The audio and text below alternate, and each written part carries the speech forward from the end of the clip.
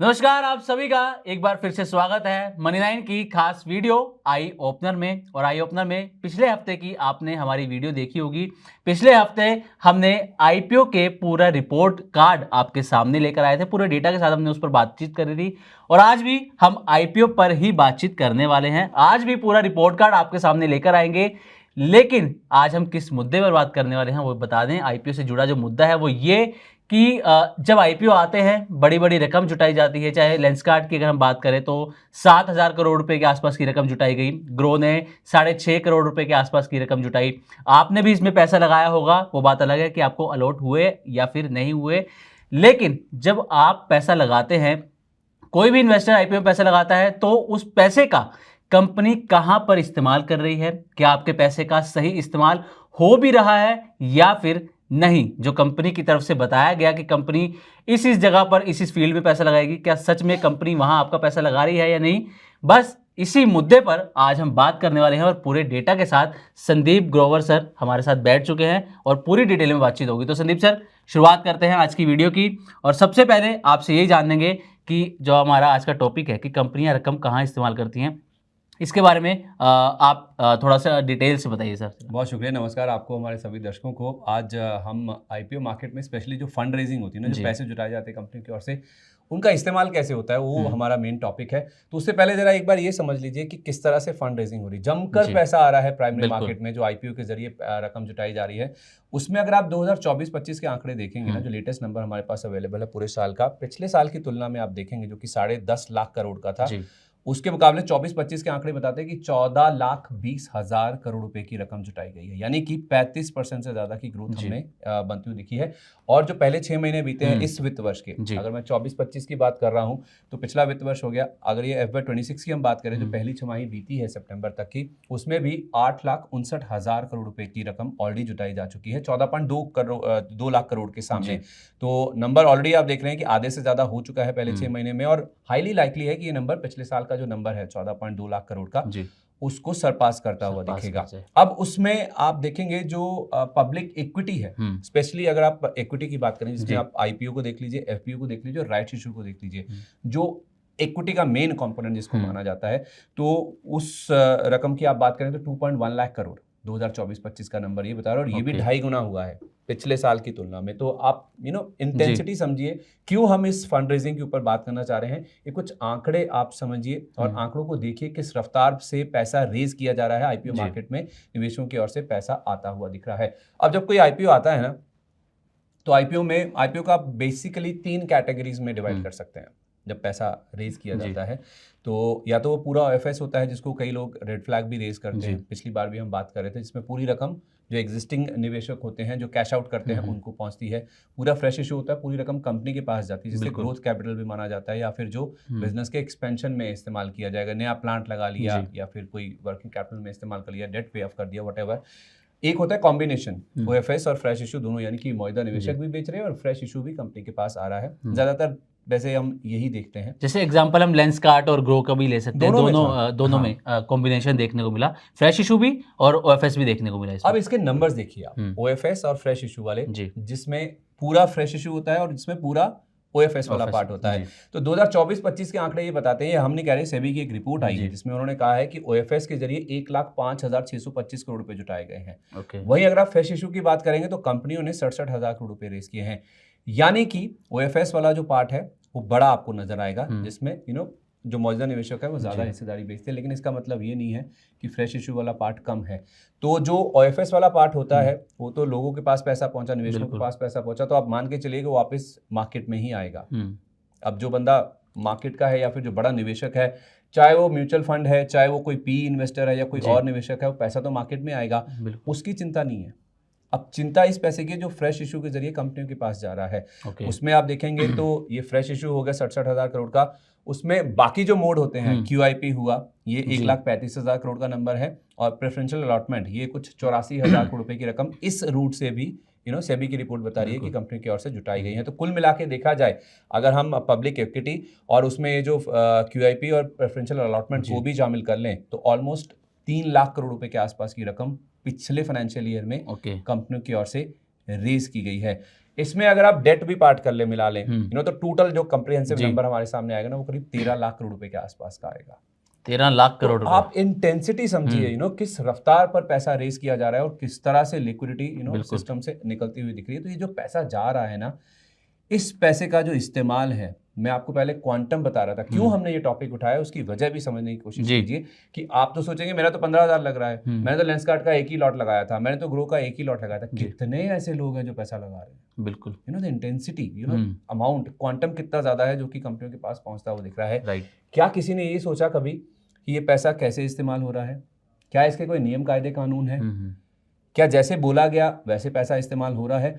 और अगर in case ऐसा हो जाता है कि पैसा वैसे इस्तेमाल नहीं होता जैसा मेंशन है या फिर जैसा इंटेंडेड है, तो उसका क्या असर होगा आपकी कैपिटल के ऊपर, आपके निवेश के ऊपर? ये हम आपको समझाने की कोशिश करेंगे आज। ठीक है सर। तो अभी तो हमने डेटा की यहाँ पर बात कर ली कि कितनी रकम जुटाई गई है ना, ये पूरा डेटा आपने डिटेल में यहाँ पर हमारे सामने रख दिया। लेकिन जैसा कि हमारा जो फोकस रहने वाला है कि कंपनियां रकम का सही इस्तेमाल कर रही हैं या नहीं, जो फंड रेजिंग वो कर रही हैं, तो पहले ये जानना चाहेंगे कि इसको लेके क्या नियम है प्राइमरी मार्केट के अंदर कि जो कंपनियां पैसा जुटा रही हैं वो कैसे, कहाँ इस्तेमाल करेंगी, इसके रूल्स एंड रेगुलेशंस भी कुछ होंगे सर, तो ये भी कोई भी इशू हो, चाहे वो फ्रेश इशू आईपीओ वाला हो, जी। चाहे वो क्यूआईपी हो, चाहे वो प्राइवेट प्लेसमेंट हो, चाहे वो प्रेफरेंशियल अलॉटमेंट हो, जो भी इशू आता है उसके एक नियम कायदे कानून होते हैं कि जो पैसा जुटाया जा रहा है कैसे उसका इस्तेमाल किया जाएगा। जिसे हिंदी में हम रकम का इस्तेमाल कहते हैं, या फिर प्रोसीड्स ऑफ इशू कैसे यूज किए जाएंगे, तो इसका पूरा वर्णन दिया जाता है। तो रकम का सही इस्तेमाल अगर होता है ना, अब मैं आपको बता दूं इसका इंपॉर्टेंस क्या है। अगर रकम का सही इस्तेमाल होता है तो जिस मंशा से एक्चुअल आइडल वे में स्टॉक मार्केट में पैसा लगाया जाता है या फिर किसी प्राइमरी इशू में पैसा लगाया जाता है, इस तरह से लगाया जाता है कि अगर वो उस रकम को जिस तरह से जुटाया गया है, जो बोल के, जिस काम के लिए, जिस वजह से, अगर उसका इस्तेमाल हूबहू वैसे ही होता है तो कंपनी ग्रो करेगी। कंपनी ग्रो करेगी तो आपका निवेश ग्रो करेगा, यानी कि आपका पैसा ग्रो करेगा, तो उससे आपको फायदा होगा, आपका वैल्यू एडिशन होगा, आपके रिटर्न में आपको मदद मिलेगी। ऑन द फ्लिप साइड, उल्टी तरफ आ जाइए, अगर पैसा वैसे यूज नहीं होता जैसे इंटेंडेड है, जैसे बोला गया है, जाहिर सी बात है फिर वो गोल्स मीट नहीं होंगे कंपनी के। कंपनी में वो स्टॉक प्राइस में रिफ्लेक्ट नहीं होगा, आपकी वैल्यू के ऊपर इसका इम्पैक्ट आएगा, फिर आप बोलेंगे हमें रिटर्न नहीं मिल रहा। तो इसकी इंपॉर्टेंस ये है कि जिस मंशा से, जिस वजह से, जिस रीजन से पैसे जुटाए गए हैं उसी तरह से इस्तेमाल होना चाहिए, और हर इशू के साथ मेंशन्ड होता है। अभी भी आप जब आईपीओ में पैसा लगाते हैं ना, तो बताया जाता है कि प्रोसीड्स ऑफ इशू कैसे इस्तेमाल किए जाएंगे। ठीक है, चलिए सर, ये तो रूल्स रेगुलेशंस की हम बात कर रहे हैं। अब ये जो रूल्स रेगुलेशंस बनाते हैं, सेबी हो गया या स्टॉक एक्सचेंजेस की अगर हम बात करें, तो उनका भी तो एक अच्छा खासा सिस्टम होगा जो ये ट्रैक करता होगा कि भैया कंपनियों ने जो कह के फंड रेजिंग की है, जो पैसा जुटाया है, क्या सही में उसका इस्तेमाल हो रहा है कि नहीं। सेकेंडरी मार्केट के लिए नियम काफी अच्छे हैं। अब आप बोलेंगे कि प्राइमरी की बात करते करते आप सेकेंडरी में कहाँ से आ गए। सेकेंडरी मार्केट की जहाँ तक बात है तो स्टॉक एक्सचेंजेस हैं, सेबी है, वो दोनों मिलकर आप देखेंगे तो इन्होंने एक जो सर्विलेंस होती है ना, जिसे हम हिंदी में निगरानी कहते हैं, उसका एक बहुत ही बढ़िया सिस्टम तैयार ऑलरेडी कर रखा है। तो सेकेंडरी मार्केट की जो इंटीग्रिटी है, उसकी सुरक्षा के लिए जो सिस्टम है वो पूरी तरह से पुख्ता है। एक्सचेंजेस और सेबी की ओर से पूरी तरह से इसको तैयार किया गया है। तो कोई भी अगर इसका उल्लंघन करता है ना, कोई भी इन्वेस्टर हो, कोई भी आदमी हो, कोई व्यक्ति हो, तो उनके खिलाफ कार्रवाई की जाती है। तो कोई भी अनफेयर ट्रेड प्रैक्टिस हो, कोई भी मैनिपुलेशन हो स्टॉक प्राइस में, चाहे वो इनसाइडर ट्रेडिंग हो या फिर किसी भी तरह की हेराफेरी हो किसी भी स्टॉक में, अगर उससे जुड़ा हुआ कोई भी उल्लंघन पाया जाता है तो स्टॉक एक्सचेंजेस के पास, सेबी के पास, दोनों के पास राइट्स हैं। ये उनके पास कार्रवाई करने की जो गुंजाइश है वो है। तो सेकेंडरी मार्केट की जहाँ तक बात है तो सिस्टम बहुत अच्छे हैं। अब आप बोलेंगे कि फिर रेगुलेशंस क्या हैं, यानी कि नियम कायदे कानून क्या कहते हैं। जब पैसा रेस किया जाता है किसी कंपनी की ओर से, वो 3 तरह से बाध्य होती है। ओके, इस चीज़ को बहुत ध्यान से समझिएगा, इससे आपको पता चलेगा कि आपके राइट्स क्या हैं या आपके अधीन क्या चीज़ आती है जिसे आप कर सकते हैं, या कहाँ पे आप लाचार हैं, मैं वो भी आपको बताता हूँ। एज अ शेयर होल्डर या फिर पैसा लगाने वक्त आपको तो लगता है 15,000 ही गया, 1 लॉट ही गया, लेकिन करोड़ों में, अरबों में रकम जब जाती है तो उसका जो इस्तेमाल अगर सही तरीके से नहीं होता तो आपके लिए कायदे कानून क्या है और सिस्टम में इस चीज़ को लेकर नियम कायदे कानून क्या है। 3 तरह से समझिए, 3 फ्रेमवर्क हैं बेसिकली, ये जो पूंजी जुटाई जाती है उसको लेकर। पहला रेगुलेशन 16 जिसे आप ICDR के नाम से भी जानते हैं, जिसे हम issue of capital and disclosure requirements कहते हैं। कोई भी कंपनी अगर 100 करोड़ रुपए से ज़्यादा ही पैसा रेज करती है, जैसा कि हम यूजुअली देखते हैं SME 100 करोड़ के नीचे होते हैं, तो जो मेन बोर्ड की कंपनी जो 100 करोड़ रुपए से ज़्यादा रेज करती है ना, उसके ऊपर ये रेगुलेशन 16 जिसे हम ICDR भी बोलते हैं, ये नियम लागू होते हैं। इसके तहत करना क्या होता है, अगर आपने 100 करोड़ रुपए से ज़्यादा रेज किया, आपकी एक कंपनी आई कोई सिमरनजीत सिंह मान के नाम से, थैंक यू सर। हो सकता है फ्यूचर में कंपनी आ जाए। मैं तो कह रहा हूँ सरस्वती बैठी इसीलिए शायद मन में आ ही गया कि आपकी कंपनी आएगी एक दिन और बहुत बहुत बहुत तरक्की करेंगे आप।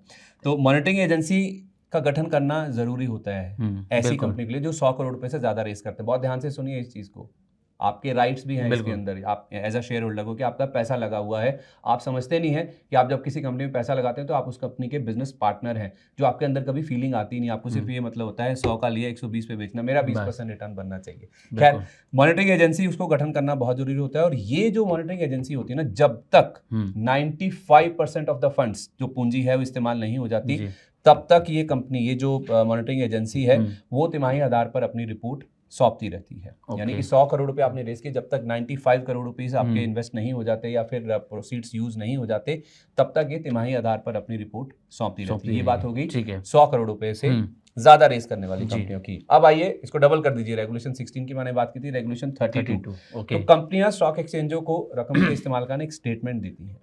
ठीक है, एक तो आपको मॉनिटरिंग एजेंसी बनानी है जी, जो आपको तिमाही आधार पर बताएगी कि रकम का इस्तेमाल कैसा हो गया।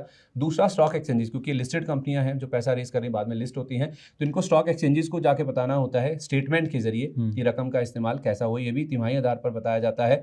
और ये जो स्टेटमेंट जमा की जाती है ना स्टॉक एक्सचेंजेस के सामने, उससे पहले इसको ऑडिट कमीटी के सामने रखा जाता है, उसके सम्मुख रखा जाता है। तो ऑडिट कमेटी इसको देखती है, पास करती है, फिर एक स्टेटमेंट के रूप में स्टॉक एक्सचेंजेस को बताया जाता है।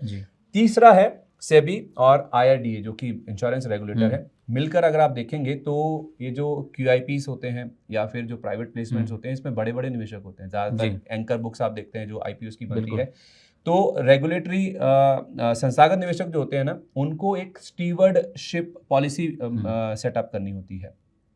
तो कंपनियों का जो कॉर्पोरेट गवर्नेंस प्रोसेस होता है ना, उसमें ये जो संस्थागत निवेशक हैं, चाहे वो म्यूचुअल फंड्स हुए, इंश्योरेंस कंपनियां हुई, जो बड़े बड़े संस्थागत निवेशक होते हैं ना, उनको एक स्टीवर्डशिप पॉलिसी के तहत कंपनियों का जो कॉर्पोरेट गवर्नेंस है ना, उसमें शामिल होना होता है। अब ये होता क्या है, स्टीवर्डशिप पॉलिसी अगर आप देखेंगे डिजाइन कैसे की जाती है। रेगुलेटर इस केस में सेबी है, तो सेबी की ओर से जो 6 मेन प्रिंसिपल्स हैं, 6 सिद्धांतों के आधार पर ये जो स्टीवर्डशिप पॉलिसी है ना, वो तैयार की जानी चाहिए।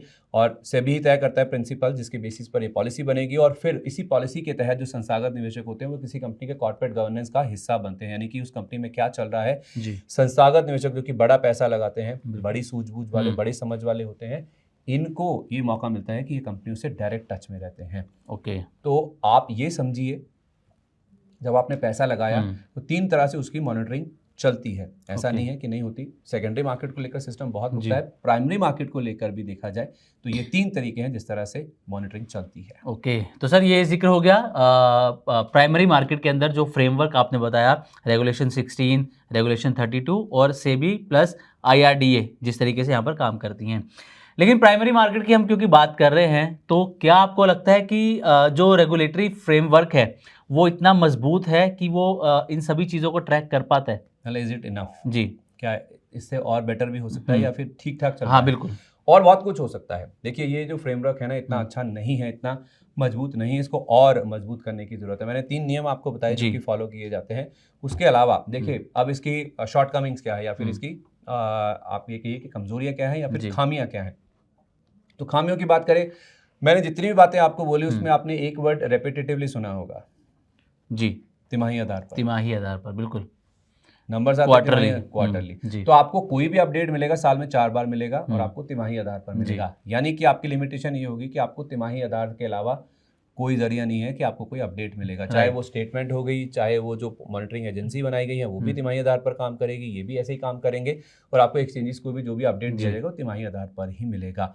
तो आप बंद गए, आपको 4 बार ही अपडेट मिलेगा, यानी कि पैसा आपका कैसे इस्तेमाल हो रहा है उसकी आपको केवल 4 बार ही अपडेट मिलेगा। अब देखिए हम इस ऐसे जमाने में बैठे हैं जहाँ पे टेक्नोलॉजी बहुत आगे बढ़ चुकी है। हर इंडिविजुअल इन्वेस्टर ईमेल पे है, बिल्कुल है। तो कंपनियां अगर अपनी वेबसाइट पे डेटा डाल सकती हैं, स्टॉक एक्सचेंजेस को अगर क्वार्टरली बताती है तो व्हाई नॉट इंडिविजुअली आपको, मेरे को, या फिर जितने भी हमारे दर्शक हैं जो किसी कंपनी के शेयर होल्डर हैं, उनको डायरेक्टली उनके ईमेल पे क्यों नहीं जानकारी देती कि रकम का इस्तेमाल कैसे हो रहा है। तो ये एक चीज़ है जो कि मेरी जो एक्सपर्ट से बातचीत हुई उनका ऐसा कहना है कि ये ज़रूर आना चाहिए, इन्हें ये चीज़ होनी चाहिए। क्योंकि अगर आपको कोई जानकारी चाहिए, या तो आप स्टॉक एक्सचेंजेस की जो वेबसाइट है उसको चलाना सीखिए, या कंपनी की वेबसाइट को चलाना सीखिए। अब वेबसाइट पे जाना बहुत आसान है।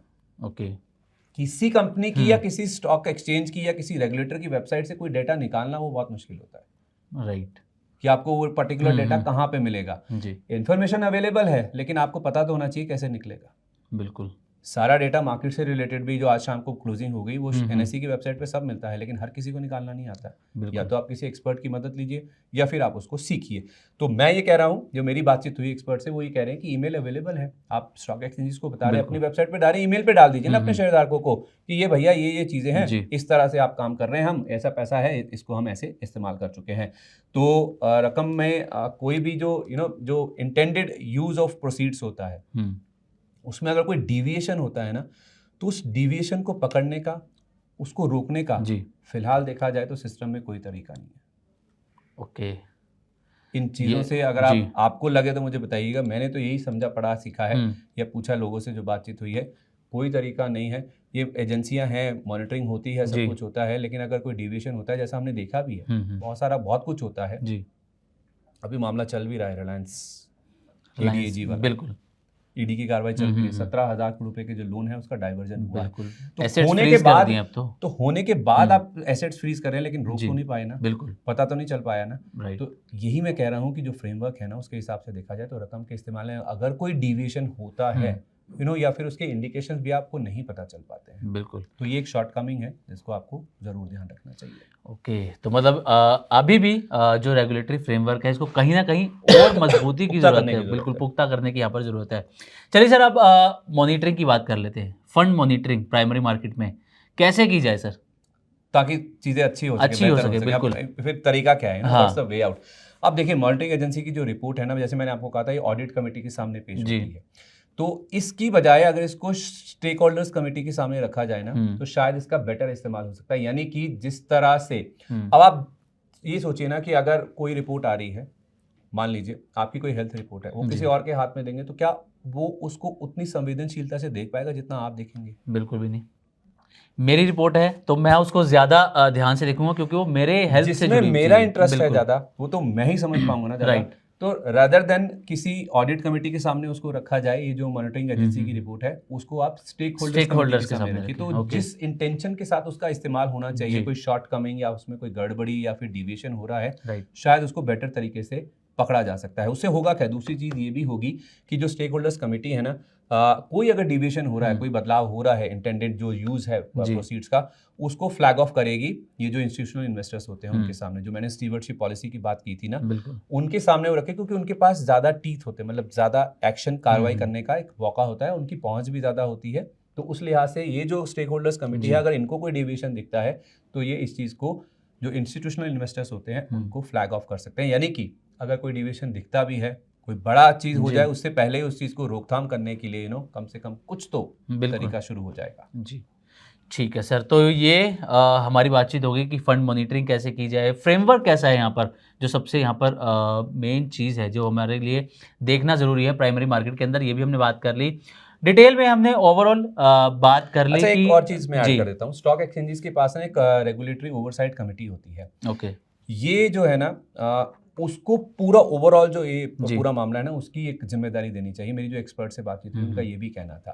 तो एक तो आप स्टेक होल्डर कमेटी के सामने मॉनिटरिंग एजेंसी की रिपोर्ट रखें, दूसरा वो ये कह रहे हैं कि रेगुलेटरी ओवरसाइट कमेटी जो है ना, वो ओवरऑल इस चीज को अगर समीक्षा करे या फिर ओवरलुक करे तो शायद ज्यादा बेटर हो सकता है। तो उसके बाद होगा क्या, ये जो रेगुलेटरी ओवरसाइट कमेटी है ना, इसको पूरा मॉनिटरिंग करने के बाद सेबी को सिफारिशें भी देनी चाहिए। ओके, अब सेबी भाई कितना देखेगा, 7,000 कंपनियां लिस्टेड है, सब में क्या क्या देख पाएगा। तो ये जो कमेटी है, अगर कुछ इनको रॉन्ग डूइंग दिखती है, कुछ ऐसा हाईलाइट करते हैं ये, तो इनके पास ऐसे राइट्स होने चाहिए कि जाके सेबी को सिफारिशें दे सके, भाई ये दिक्कत है, ये गड़बड़ी है, या फिर ये पॉसिबल दिक्कत है जो कि हो सकती है, तो इस चीज को आप ध्यान में रखिए। उसके बाद एक्शन सेबी ले सके, ताकि सेबी के सामने भी एक रिपोर्ट हो, क्लियर चीजें हो कि हाँ ये ऐसा हो सकता है जैसा कि रिपोर्ट में कहा गया है। दूसरा, जो ICDR की बात मैंने करी थी, अगर उसमें कोई डिविएशन पाया जाता है हम्म। तो उसको नियमों का उल्लंघन माना जाए ओके। और उसमें कार्रवाई भी होनी चाहिए। ऐसा नहीं है कि आपको कोई डिविएशन मिल गया आप चुप जी। बैठे हुए हैं, तो इनके पास राइट्स होनी चाहिए इस चीज को लेकर कि उल्लंघन हो रहा है। अगर कोई ऐसे डिविएशन हो रहा है तो उसको उल्लंघन माना जाए नियमों का, फिर उसके ऊपर कार्रवाई भी होनी चाहिए। ओके। और शेयर धारकों को पोस्टल बैलेट के जरिए जो वोटिंग के राइट्स हैं वो भी मिलने चाहिए। अभी तक देखा जाए जो यूज ऑफ प्रोसीड्स होता है या फिर रकम का जो इस्तेमाल होता है, इसमें शेयर होल्डर्स का कोई से नहीं होता है। जी। बहुत सारे मामलों में शेयर होल्डर्स वोटिंग करते हैं, राइट। लेकिन इस मामले में भी शेयर होल्डर्स के पास अधिकार होने चाहिए। यानी कि अगर कोई रॉन्ग डूइंग हो रही है, कोई दिक्कत हो रही है, तो शेयर होल्डर्स के सामने आना चाहिए और उनके पास भी राइट होनी चाहिए कि वो वोटिंग में अपना हक जमाएं और उसमें बिल्कुल प्रेजेंट हो। हम एक बार पहले भी बात कर जी। चुके हैं, लोग इसका इस्तेमाल नहीं करते हैं, नहीं करते, वोटिंग बिल्कुल। में पार्टिसिपेट नहीं करते हैं। हम तो कह रहे हैं कि एक और मामले में शेयर होल्डर्स को वोटिंग में सामने लेके आना चाहिए। तो अपने अधिकार को समझिए, अपने पैसे की वैल्यू को समझिए। जो आप पैसा लगा रहे हैं किसी कंपनी में, उसका सही इस्तेमाल हो रहा नहीं हो रहा है, उसके नियम कायदे कानून है, मॉनिटरिंग होती है, रेगुलेटर काम कर रहे हैं, स्टॉक एक्सचेंजेस भी उसमें एक्टिव हैं, लेकिन आपके क्या राइट्स हैं और आगे क्या करना चाहिए और आपको अपने राइट्स का किस तरह से इस्तेमाल करना चाहिए। वोटिंग का जो राइट आपको मिला है उसको आपको इस्तेमाल आप क्यों नहीं कर रहे हैं, या उसका क्या मतलब हो सकता है, उससे क्या मायने हैं उसके, और कैसे पिक्चर बदल सकती है पूरी। इस चीज़ को हमने हाईलाइट करने की कोशिश की है। अपने पैसे के मूल्य को भी जानिए, अपने राइट्स को भी समझिए आप। बिल्कुल। चलिए, तो संदीप सर आपने बेहद अच्छे तरीके से बता दिया कि जो हमारा आज का टॉपिक था फंड रेजिंग को लेकर, कि आईपीओ आता है, हम आंखें बंद करके पैसा लगा देते हैं, बस लिस्टिंग गेन मिल जाए, लिस्टिंग गेन मिल जाए 15-20%, 30%, और एलजी इलेक्ट्रॉनिक्स जैसा कोई आ जाए जो 50% लिस्टिंग गेन दे जाए, तो क्या ही बात है। मतलब जो है रिटेल इन्वेस्टर क्या है कि पैसा लगा दिया आईपीओ के अंदर, छोड़ दिया, अलॉटमेंट देखना है, अलॉटमेंट हुआ तो ठीक है, नहीं हुआ तो चलो दूसरा आईपीओ आने वाला है, दूसरे आईपीओ में पैसा लगा देंगे। किस किस को जाके बताना है, किस किस को बताना है, बिल्कुल। और लेकिन जो आपके राइट्स हैं, जो आपके पास, जैसा कि अभी सर ने एक वोटिंग राइट का भी यहाँ पर एक जिक्र किया, सबसे इंपॉर्टेंट आपके लिए होने वाला है। अब तो आपको जाना भी नहीं है, पोस्टल बैलेट का भी ऑप्शन है आपके पास। जी। तो आपके जो राइट्स हैं आपको उन पर ध्यान देना जरूरी है, कैसे आप उनका इस्तेमाल कर सकते हैं और आपके राइट्स किस तरीके बड़े बदलाव ला सकते हैं, इन पर आपको ध्यान देना जरूरी है। सिर्फ पैसा लगाने से कुछ नहीं होने वाला, आपको ये भी देखना है कि जहां पैसा लगा रहे हैं वो कंपनी कैसी है, और वो कंपनी कहां आपके पैसे का इस्तेमाल करने वाली है, और इसी पर हमने डिटेल में आज बातचीत भी करी। तो उम्मीद करते हैं आज का आई ओपनर भी आपको पसंद आया होगा। इसी तरह के और भी आई ओपनर जैसी तमाम वीडियोस देखने के लिए बने रहें मनी9 के साथ और सब्सक्राइब करें हमारा यूट्यूब चैनल। अभी तक के लिए बस इतना ही, नमस्कार।